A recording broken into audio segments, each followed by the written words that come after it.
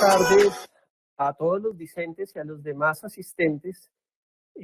a este evento académico. Bienvenidos de nuevo al primer ciclo de conferencias de Derecho Administrativo y Acción de Tutela a los 11 años del Código de Procedimiento Administrativo y de lo Contencioso Administrativo y los 30 años de la Acción de Tutela.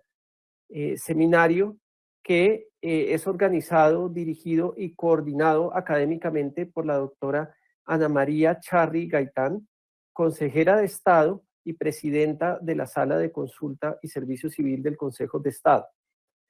El día de hoy tendrá lugar la conferencia número 10,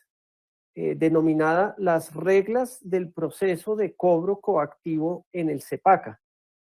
Conferencia que estará a cargo del doctor Julio Roberto Pisa Rodríguez. Para los que no lo conocen, el doctor Pisa es consejero de Estado en la sección cuarta de esta corporación y actualmente se desempeña como presidente de esa sección. El doctor Pisa es abogado de la Universidad Externado de Colombia, doctor en Derecho de las Universidades Javeriana del Rosario y Externado,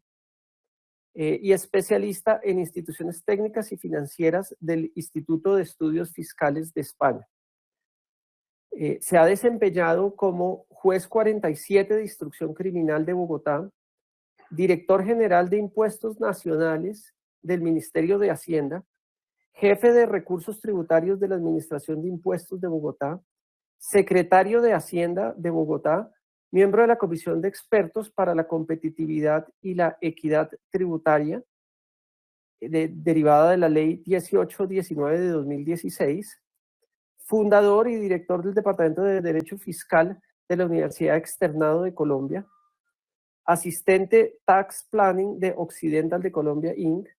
director de la Unidad Administrativa Especial de Dirección de Impuestos y Aduanas Nacionales, DIAN, y asesor de las alcaldías de Bogotá, Cartagena y Cali, entre otros cargos y funciones que ha desempeñado el doctor Pisa. Adicionalmente, en el plano académico, ha sido profesor titular de la Cátedra de Hacienda Pública en la Facultad de Derecho de la Universidad Externado y conferenciante nacional e internacional en múltiples congresos y seminarios de Derecho Tributario y de Hacienda Pública. El día de hoy, el doctor Pisa no puede quedarse desafortunadamente después de su conferencia por razones de su agenda, razón por la cual no habrá lugar a la sesión de preguntas. Bueno, sin más preámbulos, le doy la palabra al doctor Julio Roberto Pisa. Gracias. Muy buenos días, es un placer estar aquí con todos ustedes y en primer lugar quiero agradecer a la Sala de Consulta y en particular a la magistrada Ana María Montoya que tuvo la iniciativa y dirige este seminario sobre el procedimiento general establecido en el Código de Procedimiento Administrativo y del Contencioso Administrativo CEPACA, al cual me voy a referir de esa manera. En el día de hoy vamos a ver el tema de las reglas de procedimiento de cobro coactivo del CEPACA, que está contenido en el artículo 98, y sus conexiones, en particular con las remisiones que hace el Estatuto Tributario. A eso me voy a referir, sobre eso hay algunas sentencias en la sección cuarta, y el contenido de lo que vamos a ver está aquí en el sumario. Tenemos 5 puntos, voy a hacer una introducción general, luego de lo cual voy a explicar los antecedentes de por qué llegamos a la jurisdicción coactiva a cargo de las entidades de la administración, el panorama actual que se ha suscitado en particular con la conexión o la remisión que se hace en el CEPACA al Estatuto Tributario, al procedimiento de cobro previsto en el Estatuto Tributario, y precisamente por eso explicaré con mayor detalle el proceso de cobro del Estatuto Tributario. Y finalmente, las conclusiones de esta conferencia. Muy bien, entonces pasemos al primer punto. El primer punto es una referencia jurisprudencial que señala cómo las entidades públicas o la facultad o la competencia que se le ha dado a las entidades públicas para ejecutar las deudas tributarias proviene de lo que en esta sentencia se denomina un privilegio exorbitante de la administración, y que consiste en que las entidades públicas que forman parte de la rama ejecutiva pueden cobrar de manera directa las deudas que están a cargo, es decir, de las cuales son titulares, adquiriendo en ese sentido lo que llama aquí la sentencia una doble condición. Es el juez del procedimiento administrativo, pero también es parte interesada en tanto que es el titular del crédito. Y lo hace en virtud del interés general, pues se trata de deudas que forman parte de los recursos de la administración, del Estado en general, recursos públicos, y es una razón de eficiencia lo que ha motivado darle esta competencia a las administraciones y que ha redundado y, digamos, a partir de lo cual ha mostrado una mayor eficacia que si vienen a la rama judicial a cobrar sus deudas. En esencia, esa es la razón, por eso se ha venido haciendo alusión y remisión a esta regla, y porque la administración tributaria en particular es la entidad que quizá tiene una mayor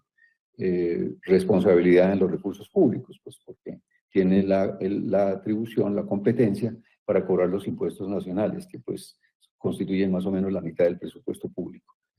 los impuestos de renta y ventas en particular. Muy bien, entonces todo viene de una facultad constitucional que está en el artículo 189 de la Constitución, que le atribuye al presidente, son las facultades del artículo 189, velar por la estricta recaudación y administración de las rentas y caudales públicos y decretar su inversión de acuerdo con las leyes. Tal vez el recurso más relevante de la administración pública son los impuestos. Significa más o menos la mitad del presupuesto público. Entonces, esos tributos generalmente se recaudan a través de declaraciones tributarias de los contribuyentes o de actos administrativos de la administración tributaria. Ahora vamos a ver en detalle. Y esa característica de que es la entidad que mayor responsabilidad tiene en la recaudación, explicó de alguna forma que en las reformas tributarias, en particular la que se estableció en el año 1988, el decreto 2503, le atribuyera una competencia muy explícita sobre la facultad de cobro. Entonces, este artículo 20 habría que entenderlo en términos de la recaudación de los impuestos a través de las declaraciones privadas que hacemos, en particular con los dos impuestos más relevantes, renta y ventas,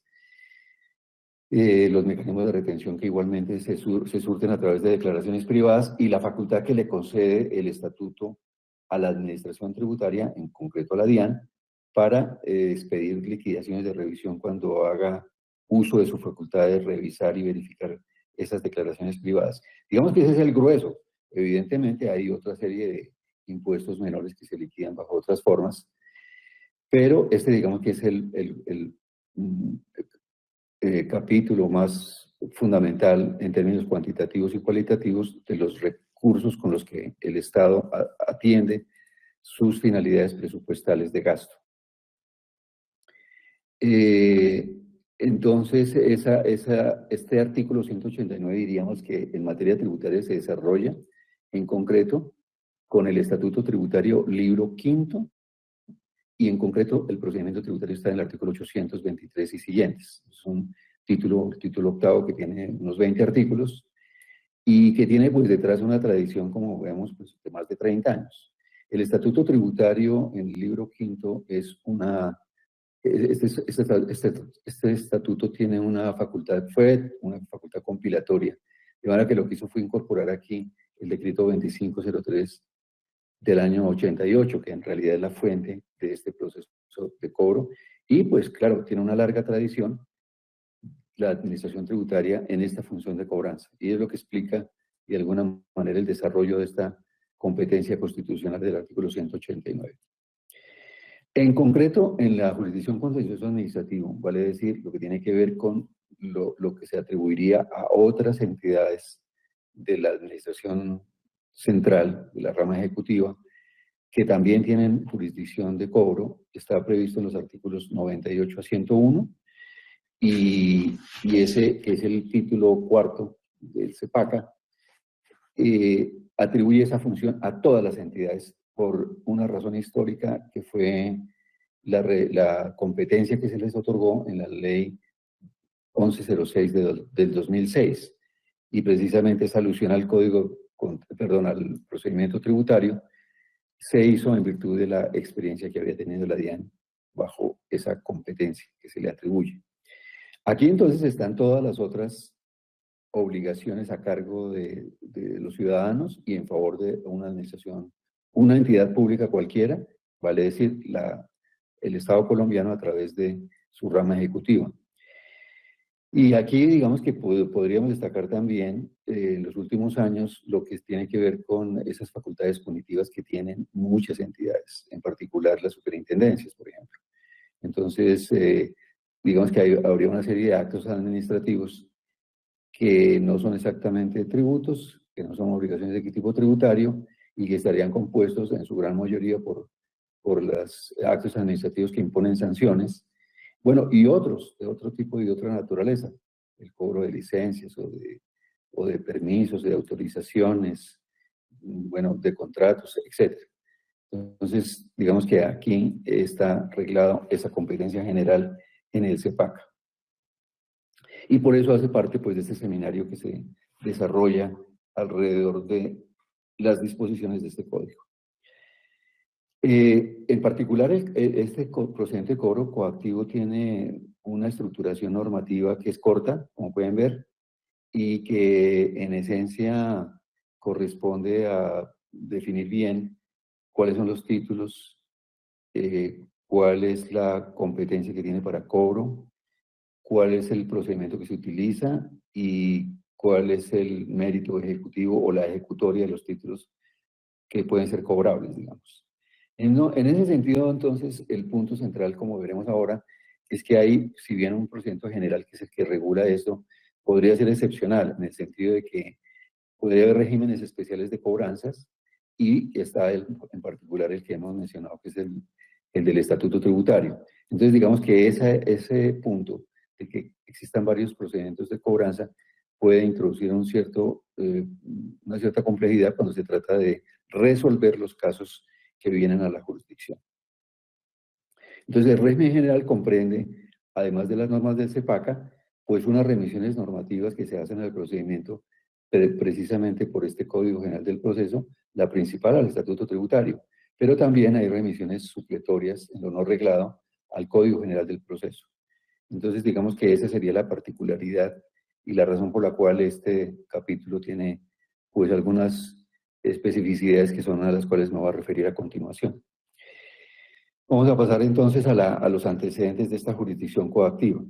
Y en realidad lo que ocurre es que, digamos que el Código Contencioso Administrativo tenía una jurisdicción coactiva y con algunas remisiones al proceso ordinario que en su momento era el Código de Procedimiento Civil. Y entonces, pues las entidades públicas cuando tenían pues la función de recaudar una obligación a su favor, entonces pues acudían a este procedimiento previsto en el entonces Código Contencioso Administrativo, el decreto 01 del año 84. Esa era pues, la regla general. Entre el año 88 y el año 92 hay tres disposiciones que vale la pena comentar. El decreto 2503 del 87 que establece el procedimiento de cobro, más bien compila, este procedimiento de cobro coactivo ya existía, pero lo precisa y lo desarrolla con mayor prestancia en el año 87. Me he referido al 88, pues el 87. Y hay otras dos disposiciones que vale la pena comentar. El decreto 2304, en cuanto a la competencia de los tribunales para resolver los actos administrativos sobre los cuales se resolvían excepciones previas, ahora lo miramos en detalle. Y la ley sexta del año 92, en cuanto, esta es la primera ley que se profiere después de la Constitución del año 91 sobre estas materias. En realidad es una modificación que se hace al Estatuto Tributario por virtud de las necesidades fiscales que se dieron por la Constitución del año 91, y entonces allí es donde en las disposiciones generales se otorga potestad de jurisdicción coactiva a todos los establecimientos públicos nacionales, vista la experiencia que tenía la DIAN en esta materia. Digamos, esta es la ley que hace esta primera extensión, que después se desarrolla con más propiedad en la ley 1066, que es el siguiente hito, que es del año 2006. Esta ya extiende esa potestad de jurisdicción coactiva por remisión al estatuto tributario. Entonces, si la competencia se dio en el año 92, la ley 1066 lo que hace es una remisión al procedimiento. Entonces, en el año 92 el proceso, en el año 2006 el procedimiento. Y después, por supuesto, el tema que nos vamos a referir hoy, que es la expedición del Código de Procedimiento Administrativo y de lo contencioso administrativo, en el 2011, la Ley 1437, que crea un procedimiento administrativo general, pero que mantiene sus remisiones específicas al procedimiento de cobro del Estatuto Tributario y digamos que preserva la especialidad que puede haber en algunas entidades sobre el procedimiento de cobro. Entonces, digamos que esta línea marca la evolución normativa que hemos tenido con este procedimiento. Muy bien. Vamos a detallar aquí con un poquito más de precisión este contexto anterior al CEPACA. Si bien ya lo sinteticé, Código Contencioso Administrativo Decreto 01, esos procedimientos por deudas de entidades públicas se tramitaban como un proceso ordinario según el Código de Procedimiento Civil, artículo 252, y tenían unos incidentes de excepciones que eran competencia de los tribunales administrativos en única instancia. Esa era la regla general del Código Contencioso del año 84. Después viene el decreto 2307, que,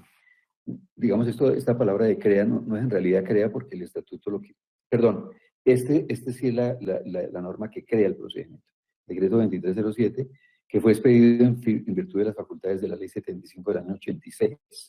Este procedimiento administrativo de cobro para las deudas fiscales por concepto de impuestos recoge una experiencia que ya se había dado y le otorga directamente la competencia de cobro de jurisdicción coactiva, digamos, a la DIAN.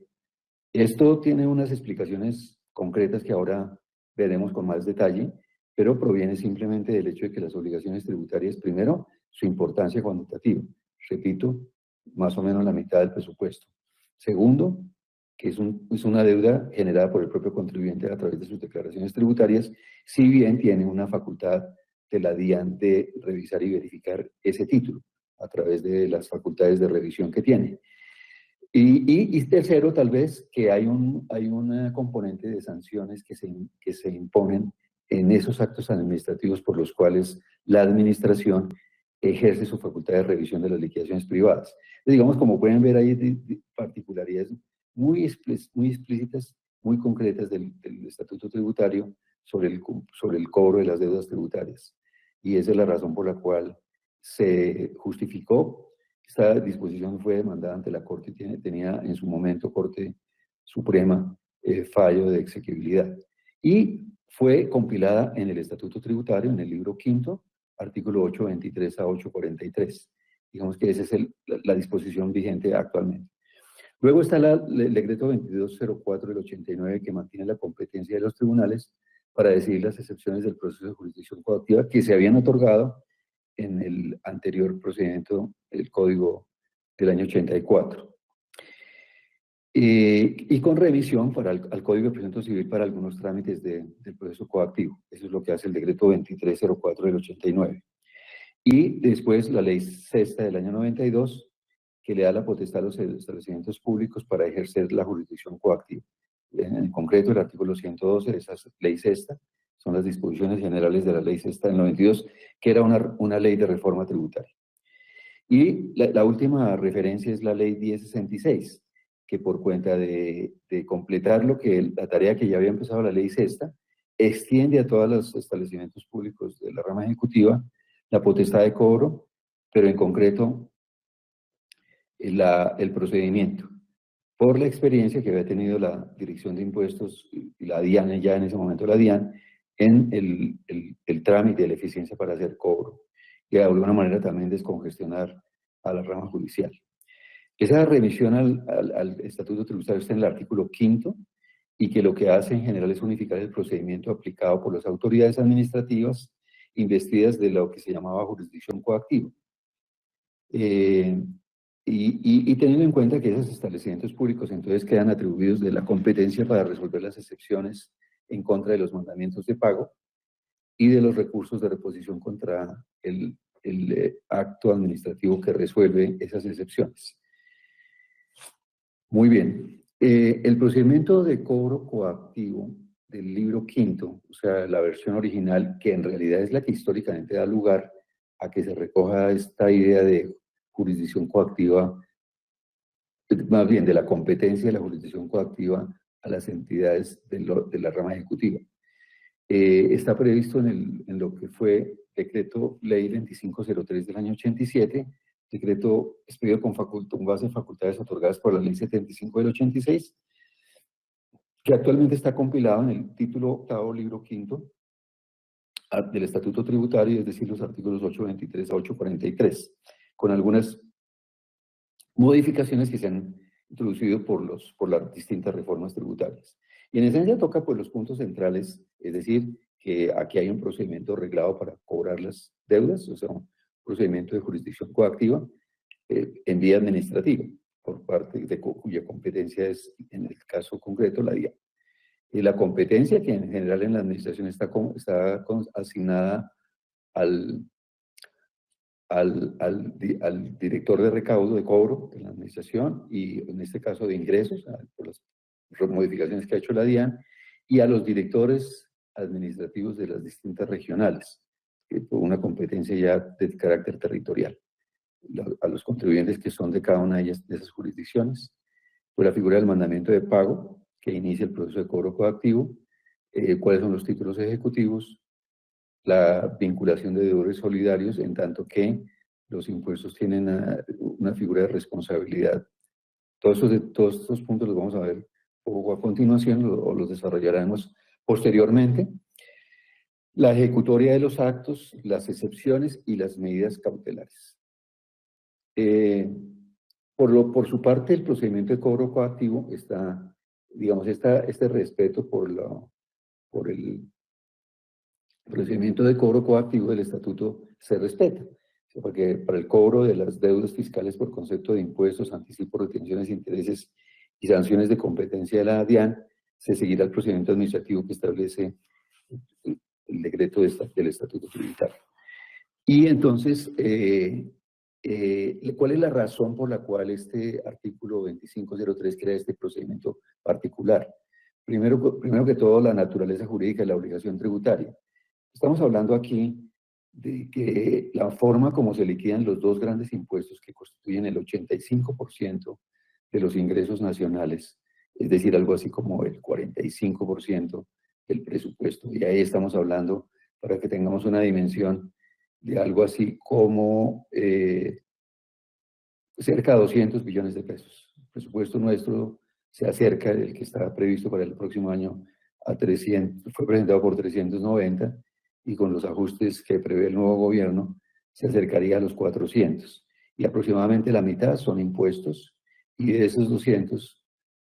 más o menos un 45% son los impuestos de renta, de IVA y de IVA, y la figura de la retención en la fuente, que es un mecanismo de recaudo de estos dos impuestos. De manera que estamos hablando de algo así como entre 180 y 200 billones de pesos, para que veamos la dimensión de lo que estamos hablando aquí. Entonces, primero, la naturaleza jurídica. ¿Cuáles son los títulos de esas deudas? Pues los propios contribuyentes, cuando hacemos nuestras declaraciones de renta, de IVA, o las de retención en la fuente, o incluso se trata de obligaciones creadas por el propio contribuyente, que estamos obligados a liquidar nuestros impuestos con base en nuestra situación económica. Entonces, eso hace que sea un acto particular a cargo o a favor del Estado. Es decir, el título proviene de un acto propio de los contribuyentes, de los ciudadanos. Segundo, que de todas maneras la DIAN tiene una facultad de verificar y comprobar si esa liquidación ha sido correctamente determinada por el contribuyente, y como consecuencia de ello puedes pedir un acto administrativo.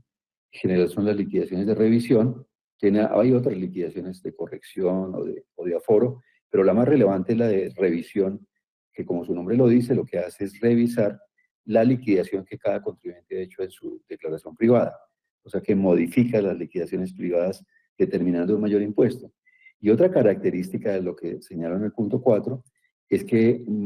está asociada a, a la liquidación de un mayor impuesto generalmente una sanción por inexactitud. Entonces, ese acto administrativo, al tiempo que liquida un mayor impuesto, impone una sanción. Entonces, aquí combina una facultad de carácter tributario y una facultad de tipo punitivo, que es la sanción tributaria. La otra característica es que las obligaciones tributarias prevén unas responsabilidades solidarias y subsidiarias. Es decir, por la deuda tributaria hay unas causales por las cuales no es el contribuyente, sino otros quienes responden por la deuda. Entonces, ese alcance de responsabilidad solidaria se tiene que preservar en los casos que ahora más adelante veremos. Lo mismo pasa cuando hay responsabilidades subsidiarias, que en general esas responsabilidades subsidiarias se aplican para las sanciones. El sexto rasgo fundamental es el carácter masivo de las obligaciones tributarias. Estamos hablando, en caso de impuesto a la renta, aproximadamente 4,5, 5 millones de personas obligadas a declarar, entre personas naturales y jurídicas. O sea, realmente es un universo muy grande. Y en el caso del IVA, puede haber algo alrededor de 500,000 responsables del impuesto sobre las ventas con declaraciones bimestrales.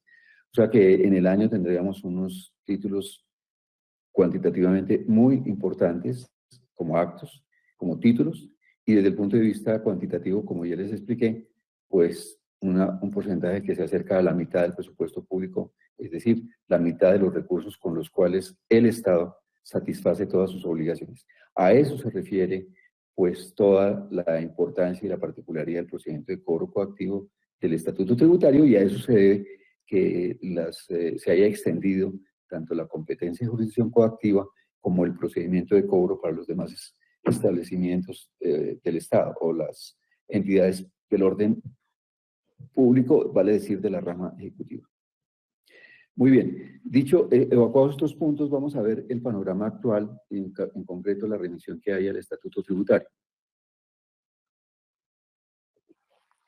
Entonces, las entidades públicas deben recaudar las obligaciones creadas en su favor siempre que las mismas consten en documentos que presten mérito ejecutivo. Pues esa es la característica, es decir, que haya un título que tenga una obligación clara, expresa, exigible, es decir, artículo 98. Entonces, todo órgano estatal con independencia a su denominación, como quiera que la ley 489 prevé distintas categorías. Y ahí incluye las sociedades y las empresas en las cuales el Estado tenga una participación superior al 50% de su capital, están incomprendidas dentro de esta expresión de entidades públicas. ¿Qué pasa? Que ellos tienen la competencia para ejecutar el cobro coactivo directamente. No tienen que acudir a los jueces, sino que lo pueden hacer directamente por virtud de este artículo 98 que en realidad desarrolla la competencia del artículo 189, numeral 12 de la Constitución. Vemos que este es el epicentro fundamental de la competencia. Ahora, la norma aplicable, y aquí viene una cuestión que es la que en cierto sentido ofrece cierta problemática que veremos y que pues tiene como antecedentes algunas decisiones, en particular de la sección cuarta. Que hay confluencia de las reglas, si bien el CEPACA con este artículo 98 y los artículos que le siguen, los 4 artículos que siguen, 99, 100, 101, establece unas reglas generales para cobrar estos actos administrativos, pues preserva la especialidad de ciertos regímenes y en concreto una remisión al procedimiento del Estatuto Tributario y de manera supletiva al mismo estatuto y al Código General del Proceso. Entonces, en esta ilustración que tenemos, vemos que esa es la cuestión que puede ofrecerse ciertos conflictos en la aplicación de las disposiciones de cobro coactivo. Las reglas generales del CEPACA están en el artículo 100. Hay un concepto que vale la pena mencionar de la sala de consulta, que es el 2164 del año 14 del magistrado Germán Bula, y que de alguna manera al cual me referiré más adelante, pero que en esencia aquí estamos repitiendo el artículo, que son 3 reglas. Primera regla, entidades que tengan, títulos o entidades que tengan reglas especiales se regirán por las reglas de especialidad. Segundo, que sería la regla general y que debía estar en el primero, que aquí aplican a aquellas entidades o aquellos títulos que no tengan un procedimiento de cobro particular. Sería la regla general. Y el tercero, el que precisa, que los procedimientos de cobro de obligaciones tributarias, es decir, aquellos que están contenidos bien en declaraciones tributarias o bien en liquidaciones oficiales de la administración, bueno, también cabrían algunos de resoluciones independientes, porque algunas veces la DIAN puede imponer sanciones a través de resoluciones independientes, y también las sentencias que deciden las acciones de nulidad y restablecimiento del derecho. Entonces, todas esas tendrán la especialidad de que se siguen rigiendo por el procedimiento de cobro previsto en el Estatuto Tributario. Entonces, ahí la regla de supletoria que está en la parte baja, aquellos aspectos que no se prevén en el Estatuto o en las normas especiales, en cuanto sean compatibles, pues aplicarán el Código de Procedimiento del procedimiento general. Entonces, en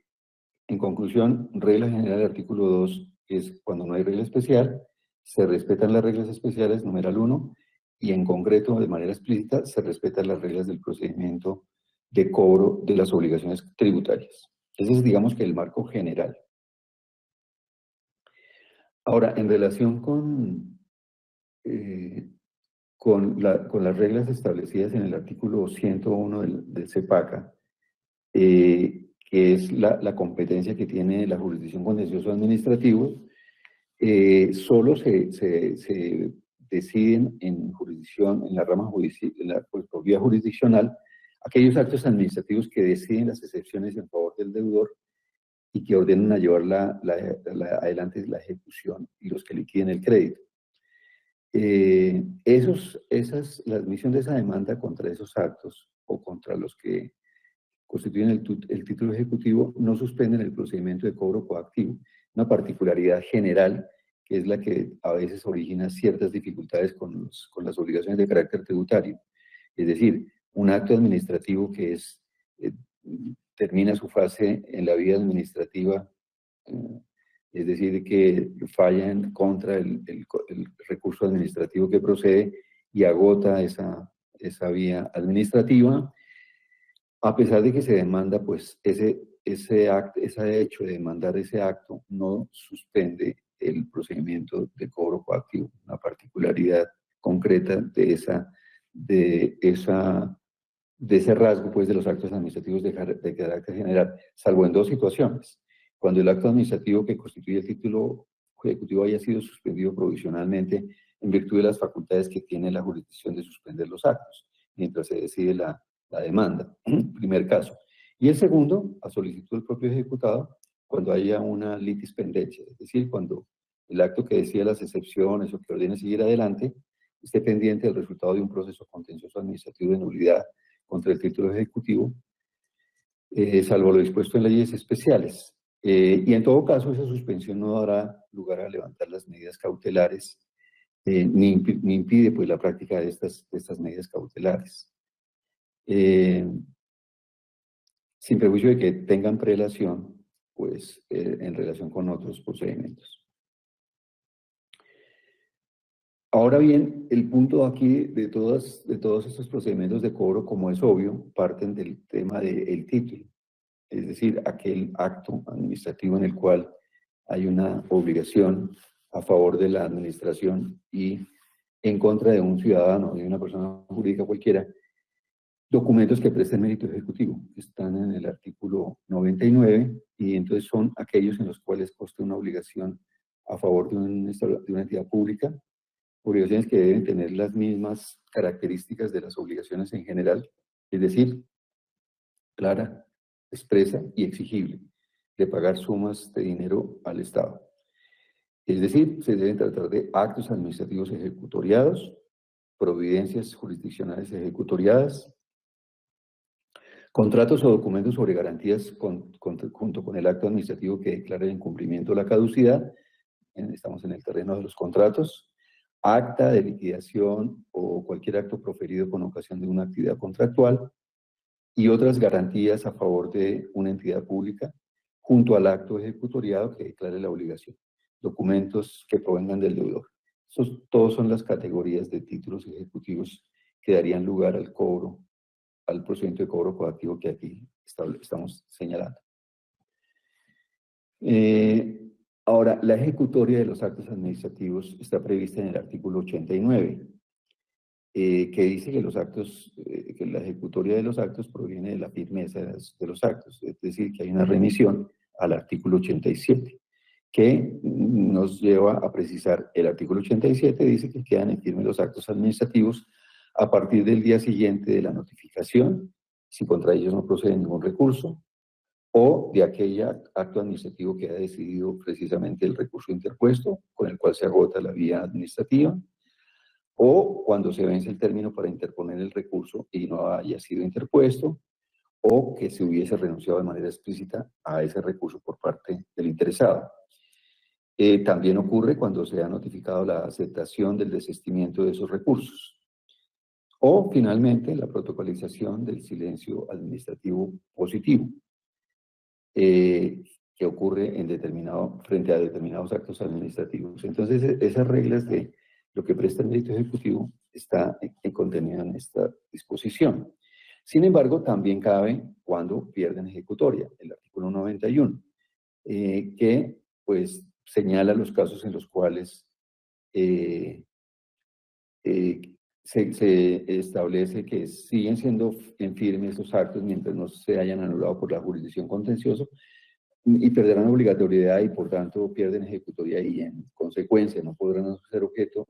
de un procedimiento de cobro coactivo cuando se hayan suspendido provisionalmente por la propia jurisdicción mediante una disposición, un pronunciamiento de tipo judicial, cuando desaparezcan los fundamentos de hecho derecho, cuando ha ocurrido el fenómeno de la prescripción y no haya la autoridad hecho uso de su facultad de cobranza, cuando se cumpla la condición resolutoria que se encuentre sometido del acto o cuando pierdan vigencia.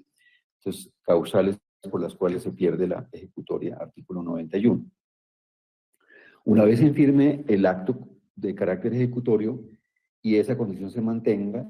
salvo que sea anulada por la jurisdicción o que haya perdido ejecutoria conforme a estas causales del artículo 91, pues es un título que da lugar al procedimiento de cobro coactivo. Y entonces aquí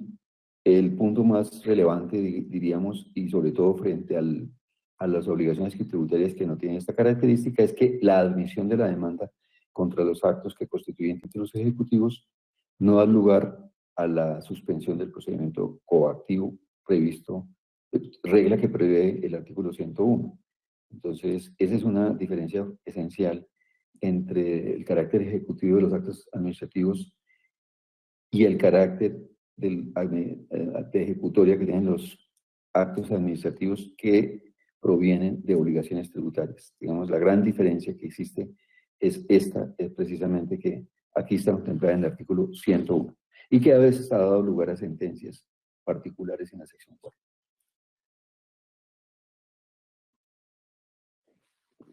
Y para contrastar aquí el artículo 829, que habla de la ejecutoria de los actos administrativos, cuando no proceda recurso alguno, cuando se vence el término para interponer el recurso y no se haya interpuesto, cuando se renuncia expresivamente a los recursos o se desista de ellos, y cuando los recursos en la vía gubernativa o en las acciones de restablecimiento del derecho se hayan decidido en forma definitiva. Pues las reglas generales de lo que se entiende por ejecutoria de los actos. En todo caso, aquí en el Estatuto Tributario también están las excepciones, y esas excepciones son el pago o la existencia de acuerdos, la falta de ejecutoria del título, la pérdida de ejecutoria del título por revocatoria o suspensión, la interposición de demanda ante la jurisdicción contenciosa administrativa, y este numeral quinto es el que da lugar a las cuestiones problemáticas, porque pues no existe en el Código Contencioso para los actos administrativos generales. La prescripción del cobro y la falta de título, por falta de competencia también. Entonces, sí, como podemos ver aquí por contraste entre las disposiciones del Código Contencioso Administrativo y el CEPACA, y las reglas del Estatuto Tributario que acabamos de ver, pues se puede dar una situación conflictiva. ¿Por qué razón? Porque el título cuarto de la primera parte del CEPACA tiene un mayor detalle que el artículo quinto de la ley 1606, que simplemente hacía una remisión en el artículo quinto. Esto fue objeto del concepto 2164 del magistrado Germán Bula, pues fue parte de este concepto, este tipo de aparente precisión que se hace en esta pretensión de que las entidades públicas usaran el procedimiento de cobro coactivo. Y entonces, pues, ese concepto lo que señala es que el artículo 100 define las reglas de procedimiento para el cobro coactivo adeudadas a las entidades públicas y distinguiendo tres supuestos. Procedimientos sin regulación especial, a eso entonces se prevé que el procedimiento aplicable es el CEPACA y cuando no esté previsto por el Estatuto Tributario. Procedimientos por reglas especiales, pues eso, este es el numeral segundo, el que acabamos de ver, que digo es regla general. Después vendría el numeral primero, que son los procedimientos regidos por reglas especiales, caso en el cual pues simplemente se someten a esas reglas. Y el tercero, que son las obligaciones tributarias, que son las reglas especiales del Estatuto Tributario, en la parte del libro quinto en particular. Supletoriamente, es decir, asuntos no arreglados, siempre se aplicarán las disposiciones del Estatuto Tributario y las del Código General del Proceso. Entonces, pues digamos que una regla que establece el concepto que se deriva de estas disposiciones es que el Estatuto solo se aplica si la ley no fija un procedimiento especial, si no hay remisión expresa, es decir, cuando se trate de deudas de carácter tributario. En concreto, esa remisión que se hace al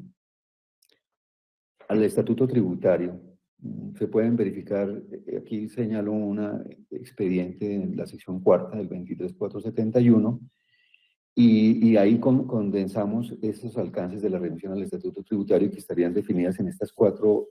reglas. Únicamente la remisión se hace para efectos procedimentales, es decir, no afecta el procedimiento administrativo de la formación propiamente de los actos administrativos que se convierten en títulos, solamente el procedimiento de cobranza vía coactiva, el procedimiento de cobro coactivo. Cuando el título haya sido producido según las normas del CEPACA, este compendio normativo es el punto de partida del proceso de cobro coactiva. Y solo en lo que no resulte contradictorio con el CEPACA, se aplicará por regla supletiva de remisión el Estatuto Tributario. Entonces, como la ejecutoria de los actos que determinan deudas no tributarias se rige por lo preceptuado en el artículo 89 del CEPACA y no por lo establecido en el 829,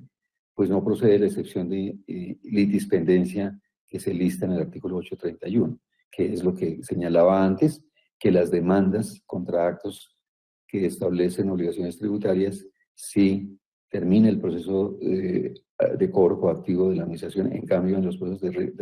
que no reglados por obligaciones tributarias, vale decir, la regla general del CEPACA no suspende el procedimiento de cobro coactivo. En todo caso, este expediente que señala aquí, el 23471, hay una aclaración de voto por considerar que las remisiones a la 1066 seguirían vigentes, y no solamente al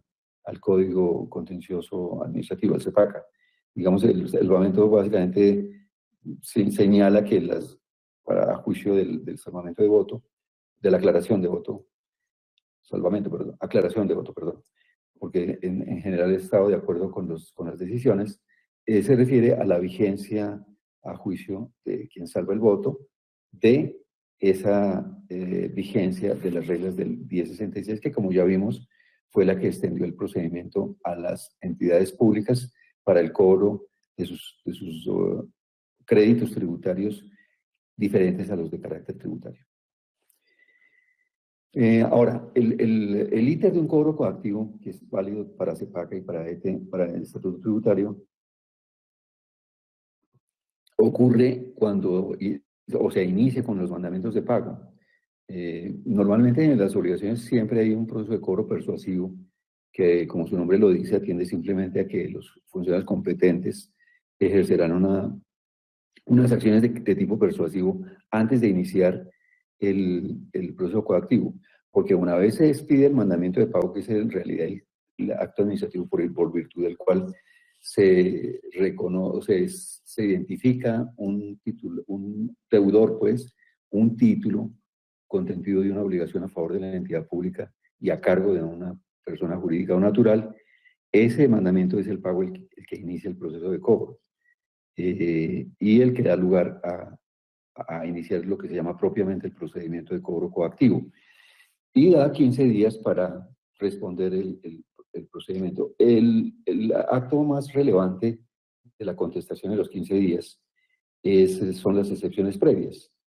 que están contempladas en el artículo 831 y que deberán interpretarse de manera armónica con el Código Contencioso Administrativo. Ahora miraremos un poquito cuando veamos el procedimiento de cobro coactivo del estatuto, esas excepciones. Y en esencia, pues un mandamiento de pago pues, es una orden de ejecución para materializar el cobro, para liquidar el crédito y ejecutar el cobro. Es decir, hacer efectivos los instrumentos que se permitan, el remate o la garantía que corresponda. Salvo que se pueda dar lugar a un acuerdo de pago o a una facilidad de pago. Estas figuras también del acuerdo de pago y la facilidad de pago son propias del Estatuto Tributario que prevé que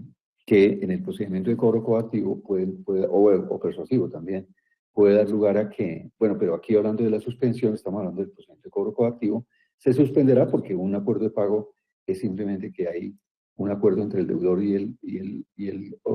titular del crédito, es decir, la administración, alrededor de formas de pago, que generalmente se refiere a plazos para pagar, toda vez que las obligaciones el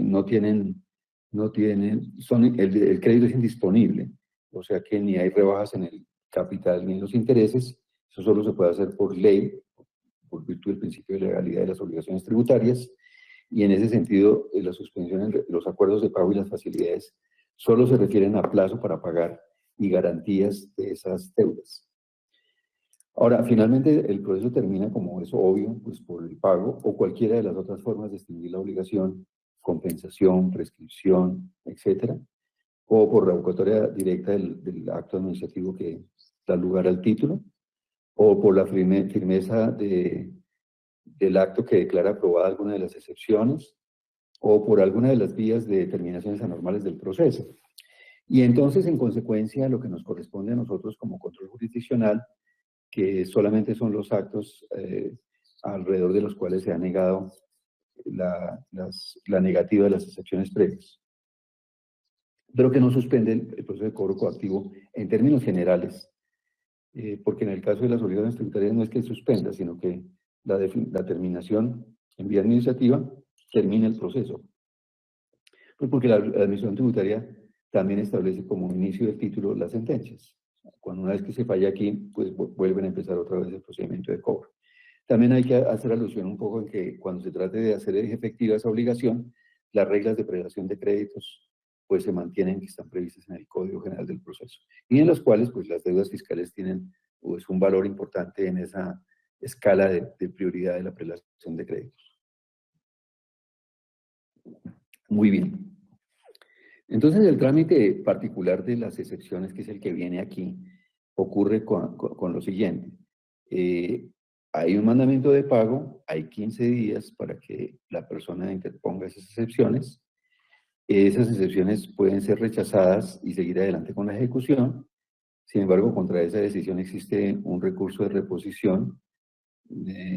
Bueno, para resolver las excepciones existe un mes. Ese acto administrativo a su vez da lugar a un recurso de reposición que tiene un mes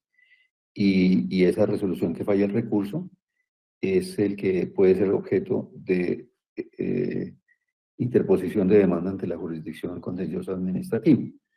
Y esa decisión pues podrá terminar con que se levanten las medidas cautelares o que finalmente se decide sobre esa excepción de manera definitiva. Entonces esos dos actos serán susceptibles de procedimiento. Ahora, cuando se declara aprobadas las excepciones o cuando hay un pago posterior, pues ahí terminó el procedimiento y pues consecuentemente se levantan las medidas cautelares. Entonces, digamos que aquí para ver cuál es la variante en la cual se hace uso por parte de los ciudadanos del pronunciamiento por vía judicial. Solo que aquí vale la pena decir que la gran diferencia que existe es que cuando se trata de obligaciones tributarias, pues si se ha interpuesto demanda, se acabó el procedimiento de cobro coactivo en razón a que aunque hay una discusión todavía vigente alrededor del mayor impuesto que propuso el acto administrativo, la liquidación de revisión y eventualmente de la sanción, pues esos serán objetos de una decisión administrativa, sentencia definitiva por virtud de una acción de nulidad y restablecimiento del derecho, pero esa sentencia también es un título ejecutivo y dará lugar otra vez a un mandamiento de pago y a reiniciar de nuevo el procedimiento de cobro, de manera que la autoridad tributaria no pierde su competencia para el cobro cuando haya una decisión definitiva de tipo judicial sobre esa deuda tributaria. En cambio, en los actos administrativos que no sean de carácter tributario, por ejemplo, las sanciones de las superintendencias u otros actos, o los que deriven, por ejemplo, de los aspectos contractuales, ahí, en esos casos, el procedimiento de cobro no termina con esa decisión administrativa, y que tan solo pues estará pendiente de esta decisión, pero no suspende el proceso coactivo ni las medidas cautelares. Digamos que ese es el punto central más conflictivo que se da, especialmente cuando se trata de quienes tienen deudas que no son tributarias y tratan de hacer uso de las particularidades de estas obligaciones de carácter tributario. Muy bien. Entonces, por virtud de esa remisión tan particular al procedimiento de cobro tributario, hagamos una precisión de ese procedimiento de cobro del estatuto tributario. Ese procedimiento tributario que está previsto en los artículos 823 a 843 del estatuto, con algunas modificaciones. Este estatuto es del año 89, es el decreto 624 del año 89. Como les dije, esto es un estatuto compilatorio que lo que hace aquí es incorporar las disposiciones de cobro coactivo del decreto 2103 del 87, y el estatuto del año 89 acá pues ha tenido muchas reformas y están incorporadas dentro del estatuto, pero digamos que el cuerpo central del procedimiento no ha cambiado, es esencialmente el mismo. Y es decir, inicia con la figura de la etapa de cobro persuasivo, que es exactamente la potestad que tiene la administración tributaria de ejercer el cobro a través de un procedimiento de cobro coactivo. En todo caso, como ya señalé, el cobro, perdón, disculpe, primero, que hay una fase de cobro persuasivo inicial que puede ser potestativo, como su nombre lo dice, es decir, puede que no es necesariamente debe agotarse, y que de todas maneras en el cobro persuasivo puede dar lugar a que el contribuyente reconozca su deuda y llegue a un acuerdo con la administración tributaria. Particularmente esto se hace con las distintas direcciones de impuestos regionales, Antioquia, Cundinamarca, Bogotá, en fin, todas las regionales. Y ahí puede dar lugar a que haya facilidades de pago o acuerdos de pago, que son también actos administrativos por virtud del cual se otorga un plazo para el pago y la autoridad exige unas garantías determinadas de acuerdo con el monto de la deuda y con las características del deudor. Eso puede todo ocurrir en el cobro persuasivo. Pero bueno, pasamos esta fase y no se ha logrado la recuperación del crédito, entonces da lugar a, en realidad, iniciar lo que se llama el procedimiento de cobro coactivo, que comienza con la notificación del mandamiento de pago. Este tipo de notificaciones generalmente se hace por correo. Ahora en el mundo digital estamos, y sobre todo después de pandemia con el estatuto tributario, son notificaciones vía correo electrónico. Se hace una citación por 10 días para que comparezca la administración. También hay una disposición de carácter supletivo en la página web de la entidad, a veces también por publicaciones en los medios masivos como los periódicos. También ocurre igual cuando se trata de responsabilidades solidarias como los herederos y los demás deudores solidarios, que ahora vamos a ver de quién se trata.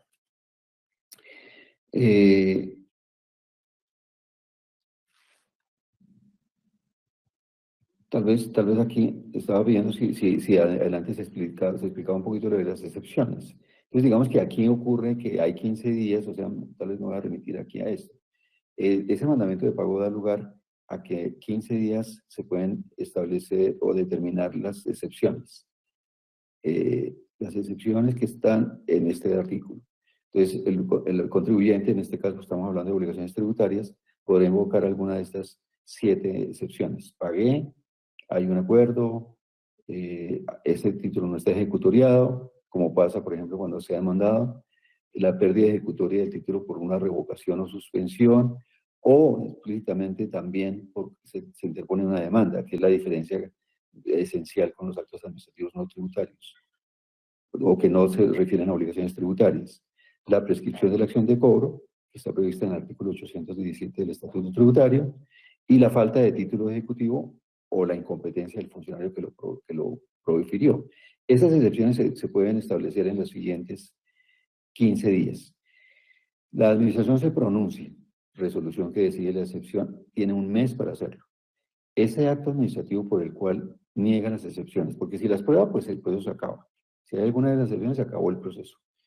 Y se levantan las medidas y acabamos con el proceso tributario. Pero si no, es decir, si se rechaza esas excepciones invocadas por el contribuyente, se ordena seguir adelante con la ejecución.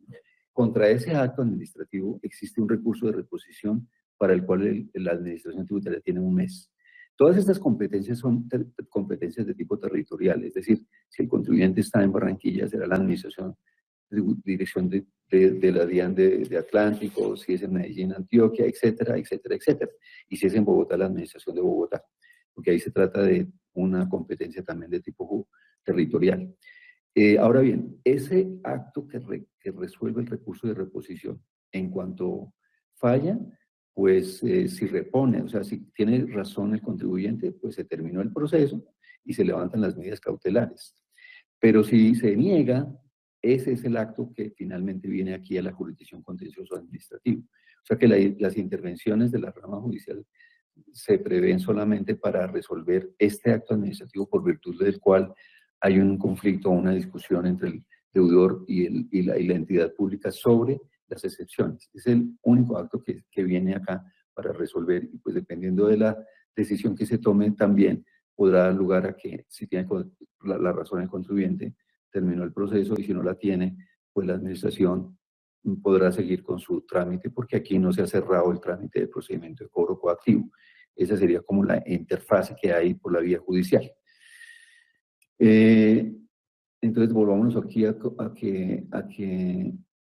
volvámonos aquí estábamos aquí cuando estábamos en el tema de las excepciones. Sigamos aquí con el procedimiento tributario, estamos en el tributario.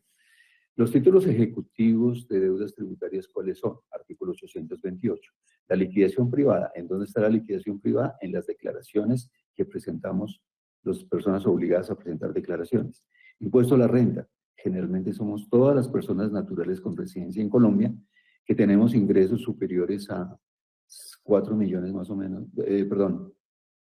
50 millones más o menos, unos 4 millones mensuales aproximadamente. Es una cifra que se ajusta todos los años. O que tenemos patrimonios superiores a 120 millones. Esas personas estamos obligados a presentar una declaración todos los años por cada año grabable y en general somos aproximadamente 4 millones de personas naturales con esas características económicas. Y todas las sociedades, todas las personas jurídicas están obligadas a presentar declaraciones tributarias anuales.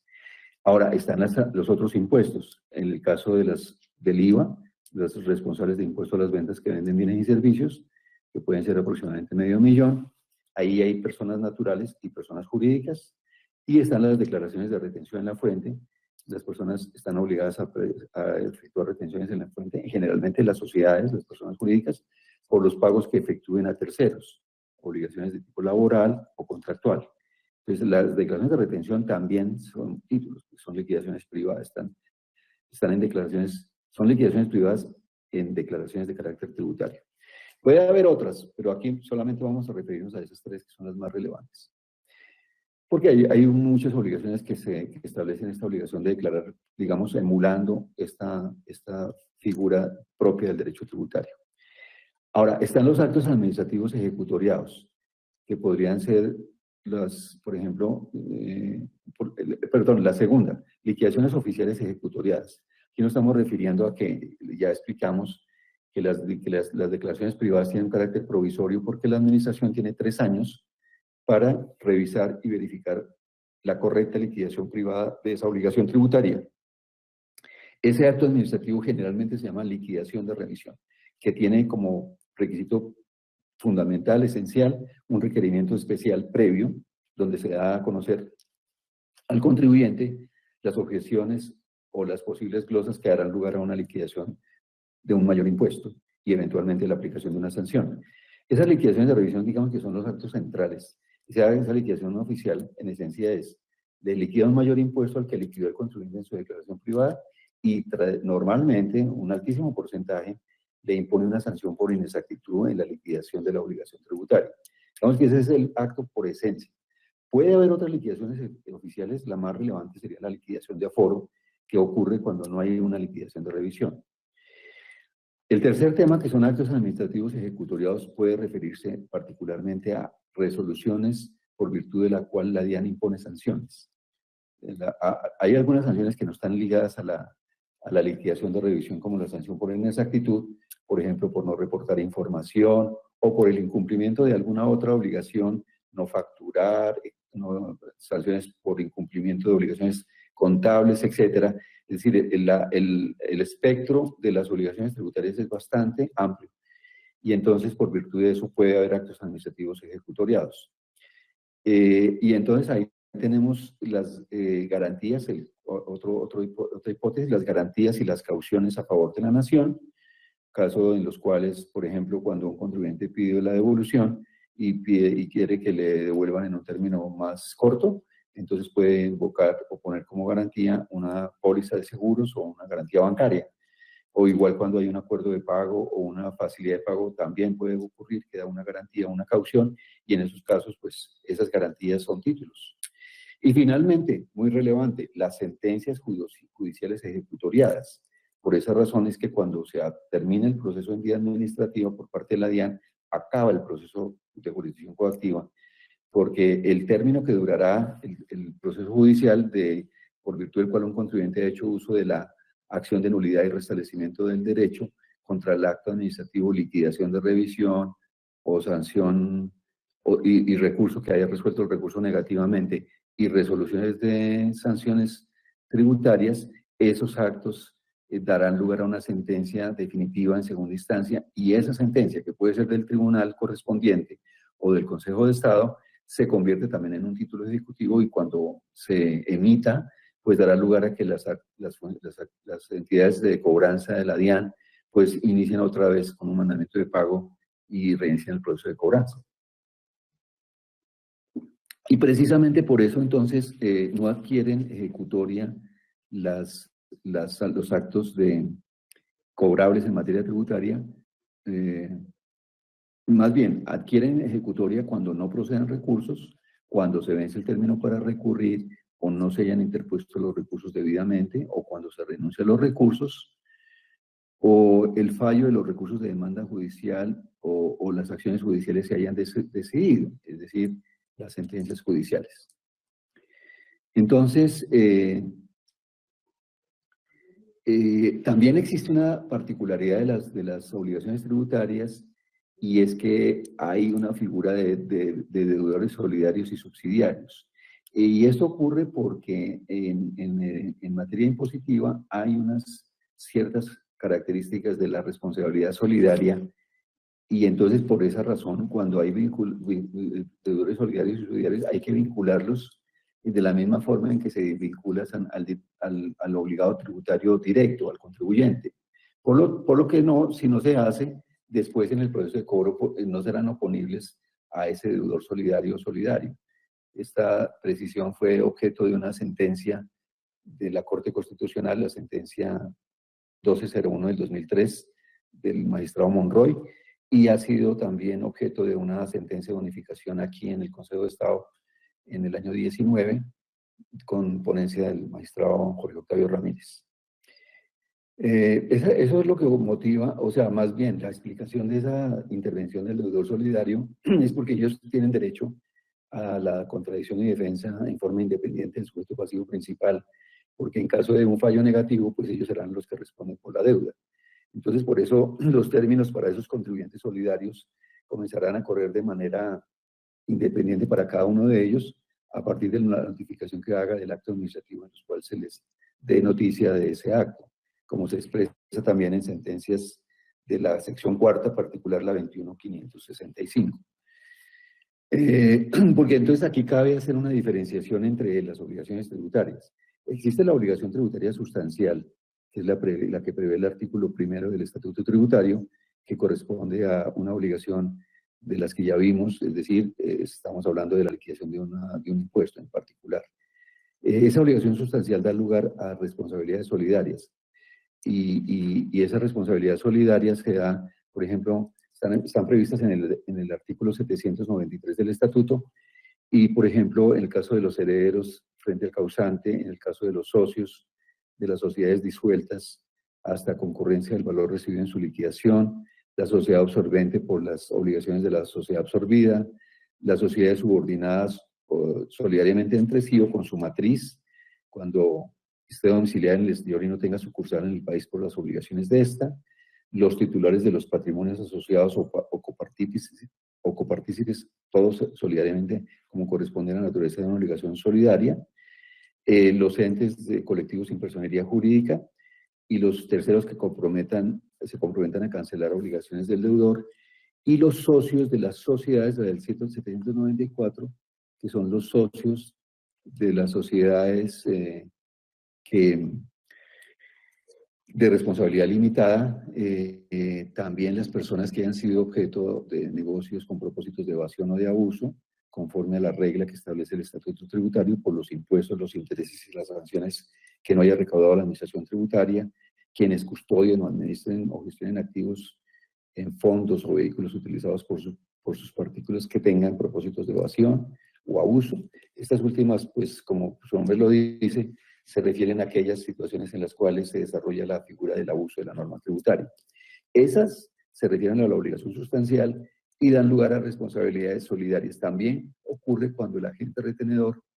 no ha retenido teniendo la obligación de retener. En esos casos también existe una obligación de carácter solidario.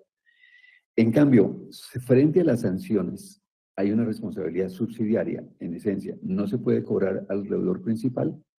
se puede cobrar, la administración puede iniciar su procedimiento coactivo contra el deudor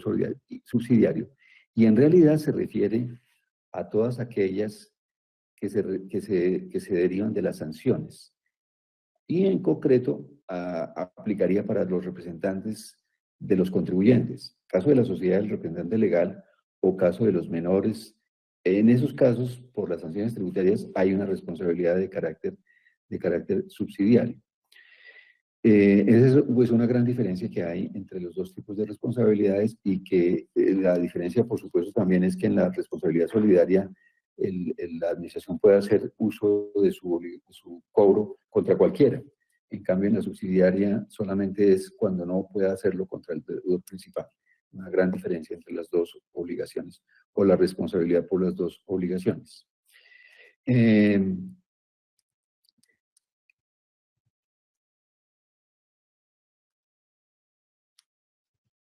Digamos que más ocurre, se trata de las sociedades, y entonces ahí pues vale la pena decir que el artículo 572, el literal C, señala que la responsabilidad subsidiaria pues puede caber a los gerentes, administradores, representantes legales, y en los funcionarios que ellos hayan podido delegar. En el caso particular de la retención en la fuente, que es una cuestión meramente operativa, eso puede llegar a que la sociedad pueda decirle a la administración tributaria quiénes son las personas internamente responsables de esta función interna dentro de la empresa, a pesar de que no tengan la representación legal, y eso también tiene una relevancia particular porque eso puede dar lugar incluso a una responsabilidad de tipo penal en cuanto a la retención en la fuente o la responsabilidad del IVA. En realidad la sociedad lo único que hace es una función de operativa de recaudar unos dineros, no es un contribuyente directo, y esa es la razón por la cual aquí puede derivar en una responsabilidad de carácter penal incluso. Ahora, la prescripción de la obligación también se establece de manera explícita en el Estatuto Tributario, en particular en los artículos 817 y siguientes. Y en general la prescripción opera en 5 años y se cuentan a partir de las declaraciones, de la fecha del vencimiento para los cuales pues el gobierno expide un decreto reglamentario que establece cuándo se deben presentar las declaraciones, y también tiene un plazo para pago. Tiene además 3 niveles de plazos de vencimiento. Los grandes contribuyentes una sola cuota, las personas jurídicas 2 cuotas y las personas naturales una sola cuota. Pues en esos casos dependerá de los plazos en los cuales habrá lugar a contar los 5 años, que será la fecha del pago de la cuota correspondiente. Cuando se trate de declaraciones extemporáneas, esa fecha será la fecha de la presentación de la respectiva declaración. Y en las correcciones será la fecha de esas respectivas declaraciones de corrección. Y en los actos administrativos, pues será la fecha de la ejecutoria conforme a las reglas que ya vimos.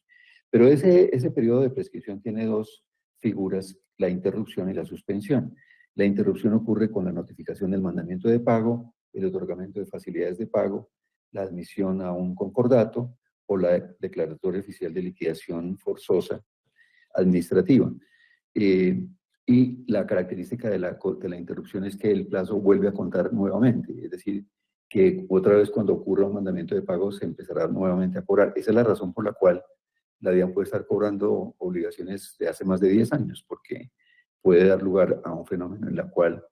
la interrupción da lugar a que se inicie de nuevo el cobro coactivo, como ocurre, por ejemplo, aquí con las sentencias. Una sentencia de un fallo que ocurre generalmente 10 años después de que se presentó la declaración, pues puede dar lugar otra vez a que se inicie el proceso de cobro. Y esa es una de las reglas que quizá hace particular que el procedimiento de cobro coactivo y las obligaciones tributarias tenga sus propias reglas. El segundo fenómeno es el de la suspensión, que ocurre desde que ocurre el acto administrativo que da lugar a la suspensión hasta que se resuelva. ¿Cuándo ocurre la suspensión? Por la ejecutoria de la providencia que decide la revocatoria, por la providencia que resuelva sobre la corrección de una notificación que ha sido enviada a notificación errada, artículo 567 del Estatuto, o por la ejecutoria de la providencia que decida la demanda contra los actos que rechazaron las excepciones. Esos son los casos de suspensión, y la característica de la suspensión es que el tiempo que ha transcurrido hasta que ocurra cualquiera de esos actos no se pierde. Aunque esto puede ocurrir al año, a los 2 años, a los 3 años, bueno, a los 4 años y 360 días también puede ocurrir. Con lo cual, cuando se resuelva este fenómeno que da lugar a la suspensión, pues faltarán los días que falten para completar los 5 años de prescripción.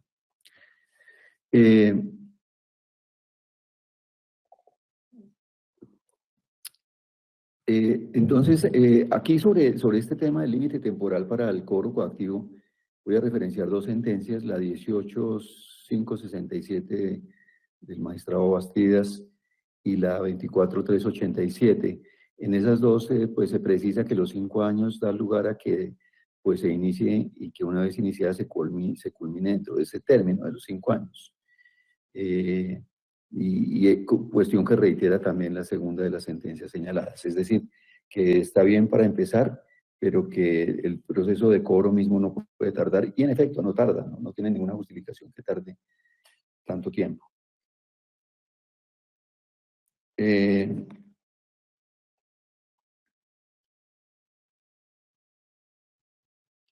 También da lugar un caso, simplemente para ejemplificar.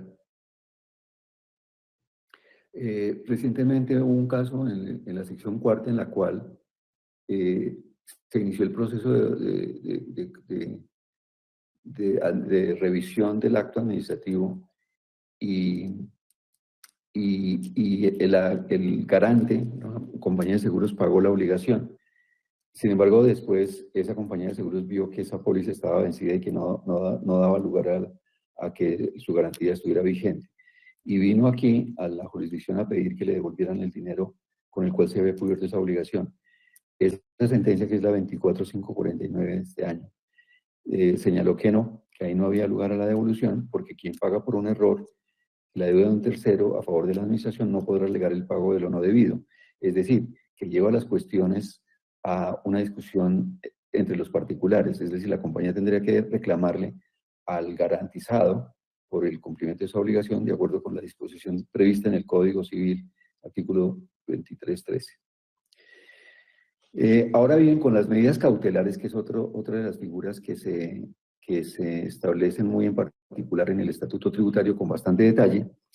que son medidas previas o concomitantes al mandamiento de pago justamente para asegurar el cumplimiento de la obligación, aunque todavía está en proceso el procedimiento de cobro. Y básicamente son el embargo y el secuestro. Esas medidas cautelares solamente se levantarán con la admisión de la demanda contra el título ejecutivo o cuando esté pendiente el fallo en primera instancia o con la admisión de la demanda contra actos de cobro, la garantía bancaria o la compañía de seguros.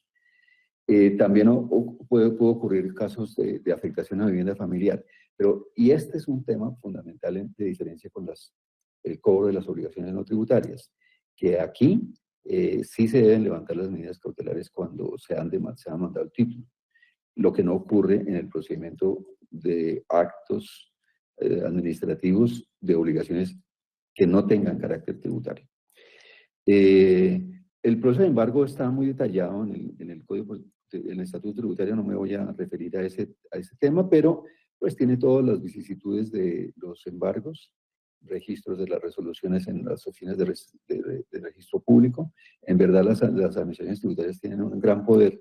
pues porque pues una decisión o una petición de embargo a todo el sector financiero prácticamente hace que un contribuyente pueda quedar inhabilitado para operar en sus operaciones diarias. Por eso es tan efectiva esa obligación. Todas esas vicisitudes del avalúo, inclusive llegar al remate, están previstas allá, pues no me voy a detener en esos aspectos. Entonces, en conclusión final, el proceso de cobro coactivo a los estamentos públicos, a las entidades públicas más bien, con mayor precisión, no sé si puede poner al final las conclusiones, por favor, que son las dos últimas láminas que tenemos aquí. Entonces, esas conclusiones en esencia, diríamos que el proceso de cobro coactivo a cargo de las entidades públicas está sometido a una complejidad normativa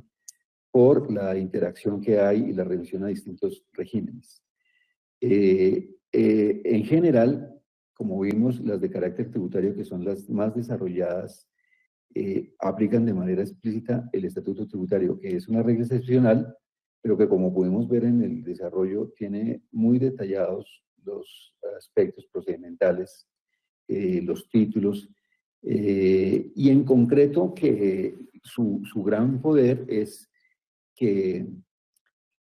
o más bien, no su gran poder, bueno, su gran poder en el sentido de que pues, el propio administrador tiene ahí las declaraciones tributarias, tiene un título muy claro y tiene más información económica, por lo cual puede utilizar sus medidas cautelares. Pero digamos desde el punto de vista procedimental, para lo que nos convoca aquí, que la gran diferencia es que terminada la discusión en vía administrativa, el procedimiento de cobro coactivo por obligaciones tributarias termina, porque la interposición de la demanda da lugar a que no pierda mérito el título ejecutivo, que es el mandamiento. Entonces, ahí en ese sentido, ¿qué ocurre? Que en las obligaciones tributarias, cuando se falla la demanda de nulidad, por la acción de nulidad y restablecimiento del derecho, que eso puede ocurrir a los 2 o 3 años en segunda instancia, esa sentencia dará lugar a que nuevamente la autoridad administrativa tributaria reinicie de nuevo con un mandamiento de pago su procedimiento de cobro coactivo, que es lo que hace bastante eficiente, e incluso que tenga un término, pues, en cierto sentido, mucho más largo, porque no cuenta el término del proceso judicial, porque durante el término que se toma la jurisdicción para resolver esas demandas, pues no hay proceso coactivo, no hay procedimiento. La gran diferencia que existe con la regla general del Código de Procedimiento Administrativo, de lo contencioso administrativo, vale decir, títulos contenidos en actos administrativos que no tengan carácter tributario, por ejemplo, las sanciones de la superintendencia u otros parecidos, casos en los cuales, terminada la fase administrativa, el procedimiento de cobro coactivo no termina, se suspende. Pero esa suspensión no da lugar ni al levantamiento de medidas cautelares ni a la finalización del procedimiento. O sea que mientras esté aquí en la vía judicial hay una suspensión que terminará según lo que termine con la decisión judicial. Entonces, esa es la gran diferencia que existe y lo cual ha dado lugar a las vicisitudes que hemos tenido cuando los ciudadanos que están sujetos a una obligación de cobro de un acto administrativo no tributario tratan de utilizar las disposiciones tributarias para tener pues el hecho fundamental y esencial de que habiendo demandado no hay lugar a que, por ejemplo, la autoridad mantenga las medidas cautelares. Digamos que esa es en esencia la diferencia sustancial que hay entre los dos procedimientos. Pero digamos que la jurisprudencia ayuda pues a comprender bien esta diferencia y en particular diría que para quien tenga interés en mirar en detalle la posición de la sección cuarta puede referirse a la sentencia 23471 del 14 de agosto del año 19 que se refiere justamente a una sanción de la superintendencia. Entonces, a la Superintendencia de Industria y Comercio. Entonces, dicho esto, creo que he culminado con la tarea del desarrollo del tema que nos habíamos propuesto, que se refiere a las reglas de procedimiento, como lo dice el título de la conferencia, reglas de procedimiento del cobro coactivo del CEPACA, y su interacción con el procedimiento de cobro particular del Estatuto Tributario por cuenta de la manera como la Administración Tributaria ejerce el procedimiento coactivo de actos administrativos o actos privados del contribuyente, es decir, de títulos contentivos de obligaciones de carácter tributario. Muy bien, entonces, dicho esto, quiero agradecer por la atención y de nuevo a la sección quinta y en concreto a la magistrada Ana María Montoya y a las personas que colaboraron por parte de la Escuela Judicial para hacer posible esta presentación. Muchas gracias, tengan buen día. Bueno, le damos un especial agradecimiento al doctor Julio Roberto Pisa por esa conferencia tan completa e interesante sobre un tema especialmente complejo desde el punto de vista sustancial, pero sobre todo procesal, como es el de la regulación del procedimiento de cobro coactivo en el Código de Procedimiento Administrativo y en el Estatuto Tributario. Como pudimos ver, el doctor Pisa se planteó como objetivo general en su conferencia el de hacer una descripción y una explicación de las reglas sobre el procedimiento coactivo incluidas en la Ley 1437 de 2011, Código de Procedimiento Administrativo y de lo Contencioso Administrativo, haciendo una comparación con las normas que regulan el mismo procedimiento de cobro coactivo en el Estatuto Tributario y señalando las diferentes interrelaciones y también las diferencias que existen entre las reglas contenidas en el CEPACA y las previstas en el Estatuto Tributario. Para estos efectos, el doctor Pisa hizo una introducción en la cual se refirió fundamentalmente al concepto mismo de la potestad o facultad de cobro coactivo de la que gozan las entidades públicas. En segundo lugar, refiriéndose al fundamento constitucional de dicha atribución, hoy en día, con la Constitución de 1991. Y en tercer lugar, haciendo mención a la evolución normativa que ha tenido esta facultad de cobro coactivo por parte de las entidades públicas, especialmente desde la expedición de el Código Contencioso Administrativo, derogado pues por el CEPACA, es decir, el Decreto 01 de 1984,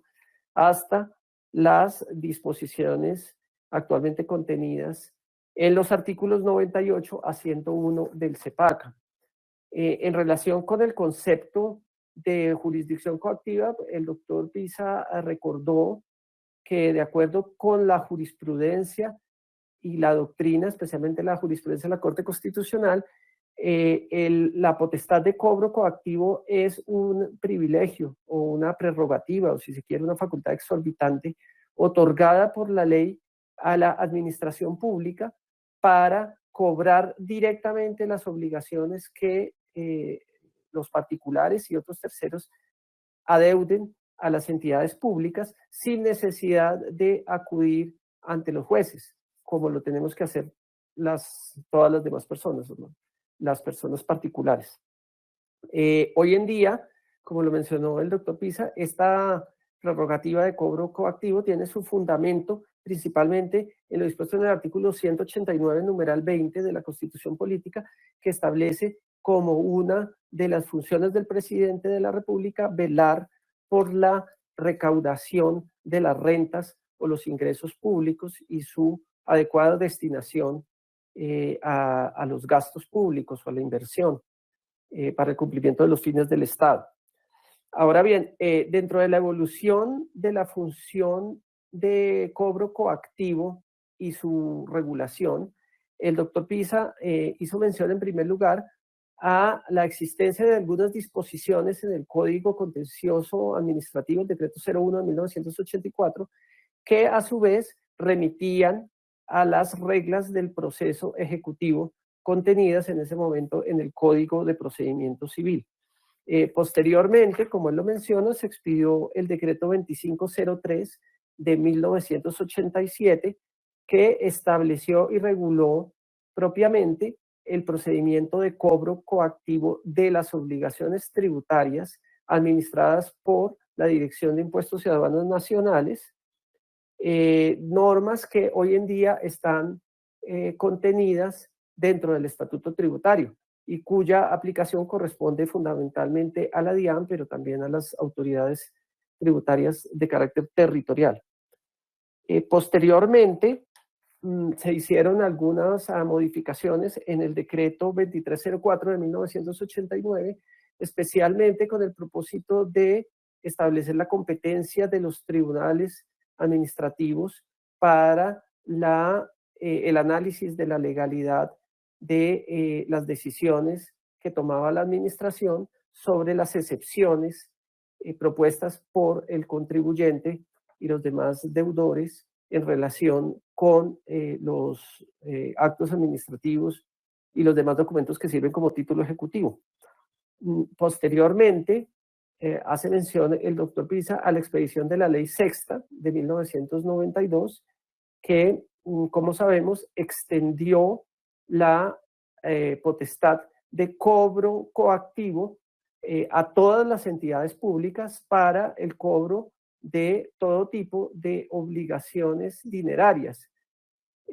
no de carácter tributario, es decir, aquellas que no tienen carácter tributario, como, por ejemplo, lo referente a sanciones, a la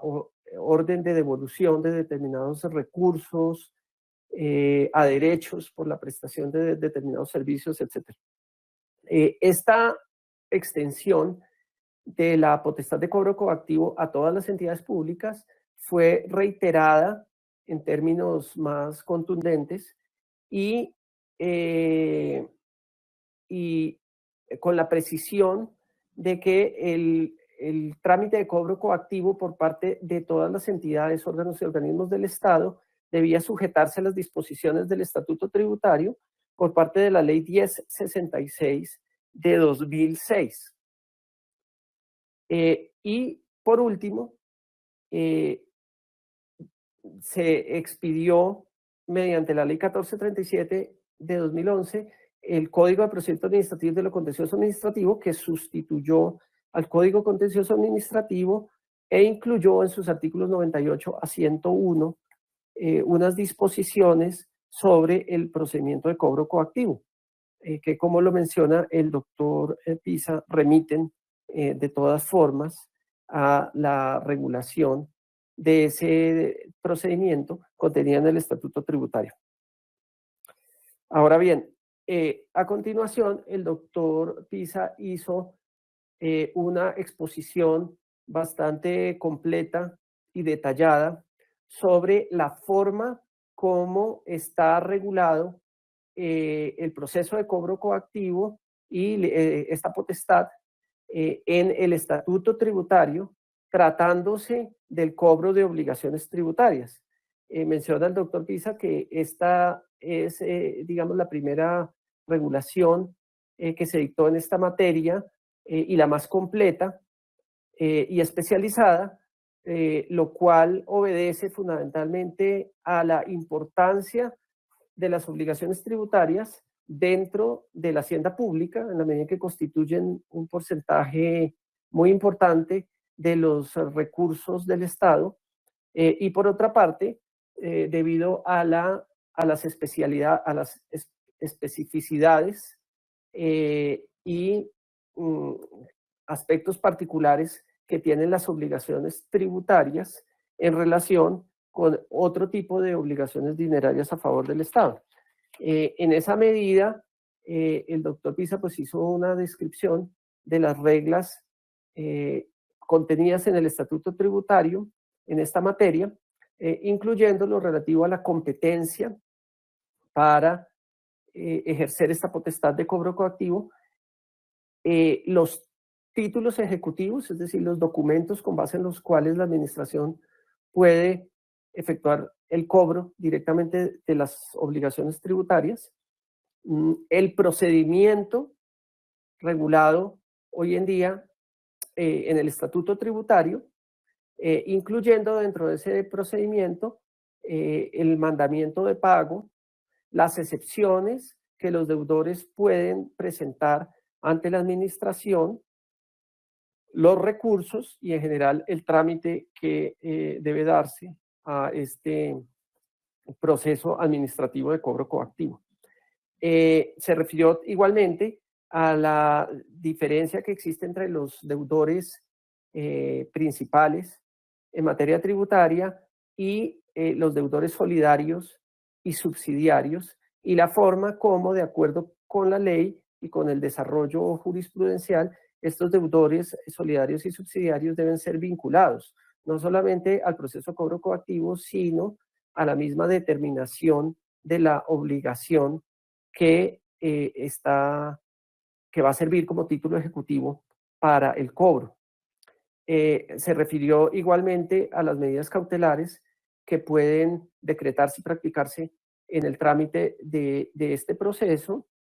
entre otros aspectos que conciernen al procedimiento de cobro coactivo establecido en el Estatuto Tributario. Posteriormente, el doctor Pisa se refirió a la regulación del procedimiento de cobro coactivo contenida en el CEPACA, fundamentalmente los artículos 98 a 101, empezando por las reglas establecidas para la aplicación de las normas del CEPACA, que, como lo mencionamos, pues remiten a su vez a las disposiciones del Estatuto Tributario. Y desde este punto de vista, pues recordó que se presentan tres situaciones fundamentales. La primera es la de aquellas entidades públicas que cuentan con un régimen especial en materia de cobro coactivo, caso en el cual deben aplicar, desde luego, esas normas especiales. En segundo lugar, el caso de las entidades públicas que no tienen reglas especiales en materia de cobro coactivo, las cuales deben aplicar las disposiciones contenidas en el CEPACA, en los artículos 98 a 101, y en su defecto, las normas del Estatuto Tributario, es decir, en todo lo no previsto en estas reglas del CEPACA. Y en tercer lugar, está el caso del cobro de las obligaciones tributarias que están sujetas a las disposiciones del Estatuto Tributario. De todas maneras, el CEPACA establece que en el caso de presentarse vacíos o aspectos que no estén previstos en las disposiciones especiales que regulan el cobro coactivo por parte de algunas entidades o en el Estatuto Tributario, habrá lugar a aplicar las disposiciones previstas en la primera parte del CEPACA, que como todos sabemos regula el procedimiento administrativo general, y en su defecto las normas contenidas hoy en día en el Código General del Proceso, principalmente en relación con el proceso ejecutivo. Entonces, como vemos, y lo manifestó el doctor Pisa, existe una complejidad en la normatividad aplicable al procedimiento de cobro coactivo en la medida en la que se aplican tanto las disposiciones del CEPACA como las disposiciones del Estatuto Tributario, algunas normas especiales previstas para ciertas entidades públicas y igualmente disposiciones del Código General del Proceso. Recuerda el doctor Pisa que sobre este asunto se pronunció ya la Sala de Consulta y Servicio Civil en el concepto 2164 de 2014, en la cual la Sala llegó a conclusiones similares a las expuestas por el doctor Pisa en su conferencia en relación con la aplicabilidad de las normas del CEPACA y del Estatuto Tributario al proceso de cobro coactivo. Ahora bien, el doctor Pisa pone el dedo en la llaga en el sentido de que esta complejidad en la regulación del proceso de cobro coactivo por la aplicación simultánea y complementaria de diferentes normativas o regímenes genera algunas dificultades interpretativas,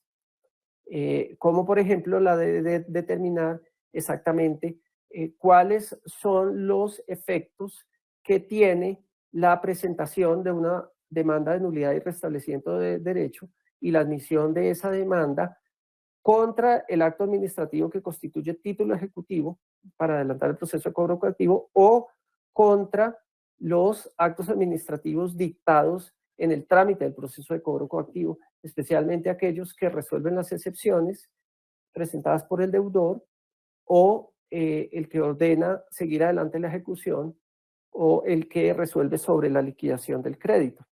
Y aquí, pues, señala el doctor Pisa que se presenta, digamos, la principal, mejor, diferencia entre el procedimiento de cobro coactivo de las obligaciones tributarias regulado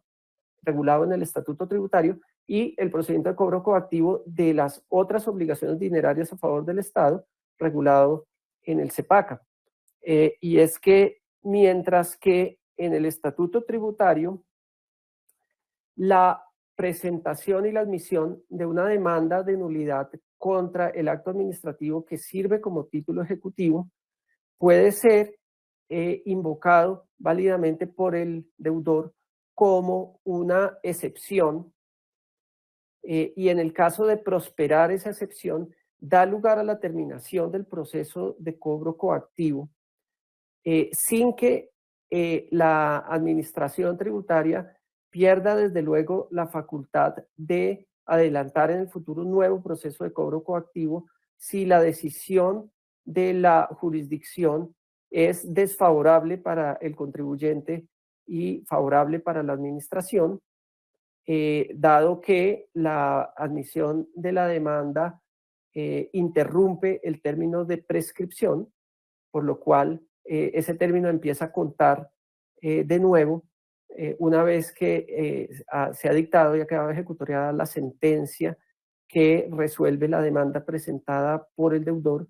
contra el acto que sirve de título ejecutivo. En el procedimiento de cobro coactivo regulado en el CEPACA, este efecto no se produce, de tal manera que ni la presentación ni la admisión de la demanda contra el acto administrativo que sirve de título ejecutivo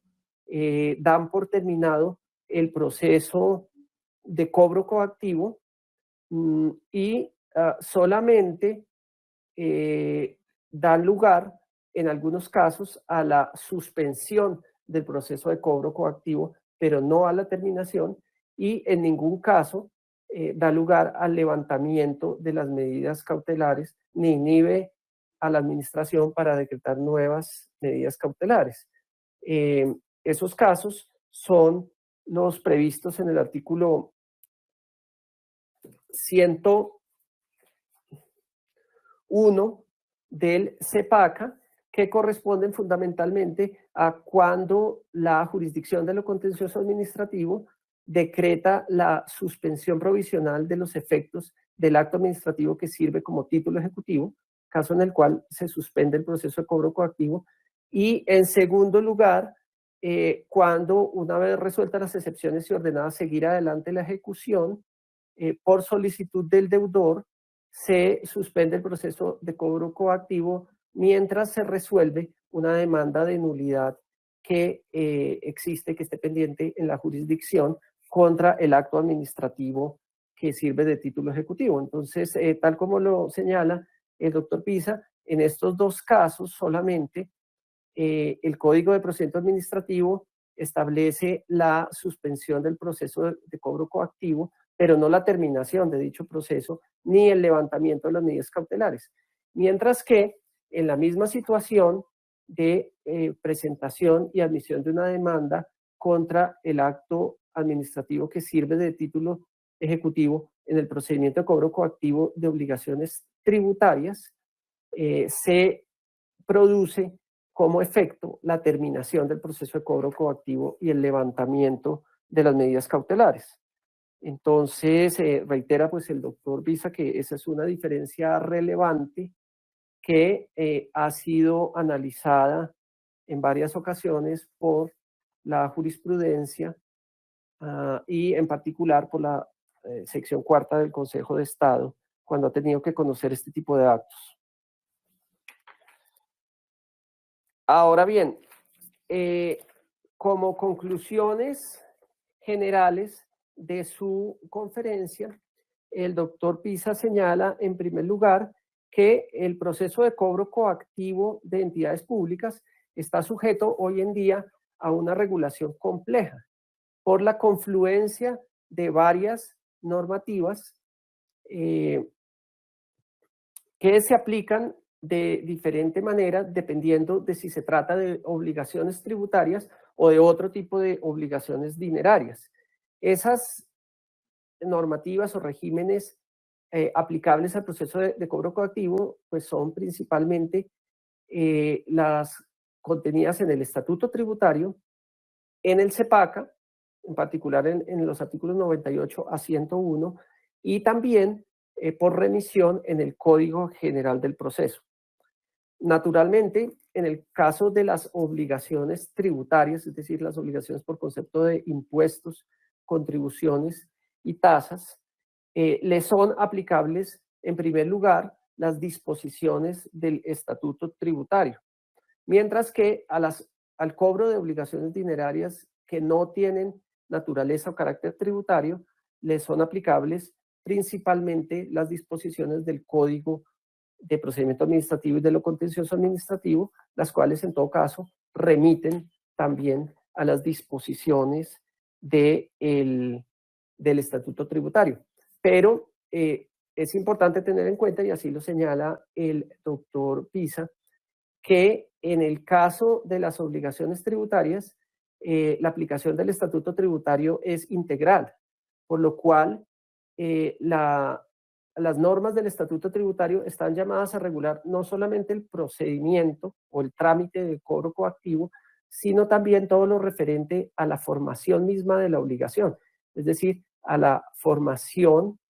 y ejecutoria de los actos administrativos que sirven de título ejecutivo para el cobro coactivo que realiza principalmente la DIAN. Mientras que en el caso de las obligaciones no tributarias, la remisión y aplicación del Estatuto Tributario se refieren únicamente a el procedimiento, es decir, a las reglas de trámite con las cuales debe llevarse a cabo este cobro, pero no en lo que tiene que ver con la formación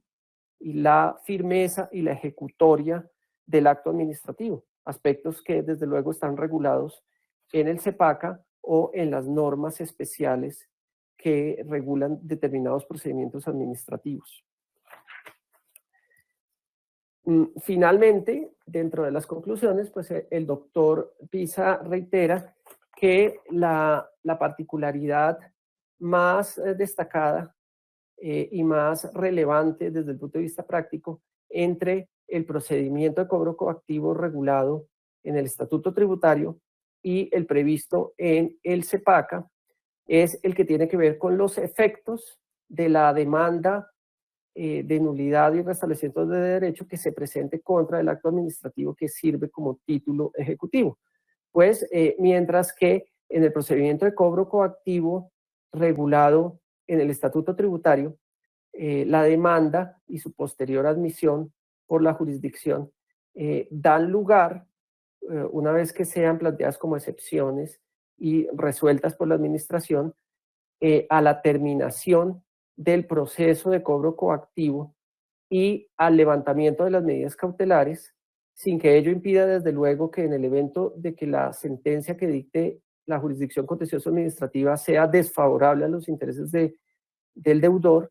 la administración pueda iniciar más adelante un nuevo proceso de cobro coactivo.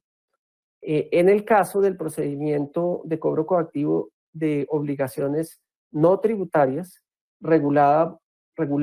por el Código de Procedimiento Administrativo y de lo Contencioso Administrativo, esos efectos de la presentación y la admisión de la demanda no se producen y solamente pueden dar lugar a la suspensión transitoria del proceso de cobro coactivo en aquellos eventos previstos específicamente en el artículo 101 de este código. Muy bien. De esta forma, entonces, intentamos hacer una síntesis de los aspectos más importantes de la conferencia planteada por el doctor Pisa, teniendo en cuenta desde luego pues la gran complejidad que reviste este asunto y todos los detalles señalados por el doctor Pisa en su conferencia. Agradecemos nuevamente la especial e importante participación del doctor Pisa en este ciclo de conferencias y los invitamos para participar en la siguiente jornada de esta actividad económica, perdón, de esta actividad académica, que se realizará el próximo 1 de septiembre a las 3:30 de la tarde con una conferencia sobre el reconocimiento de los derechos de género en la jurisprudencia del Consejo de Estado, que estará a cargo de la doctora Ana María Charri Gaitán, consejera de Estado y presidente de la Sala de Consulta y Servicio Civil. Muchas gracias y buenas tardes para todos.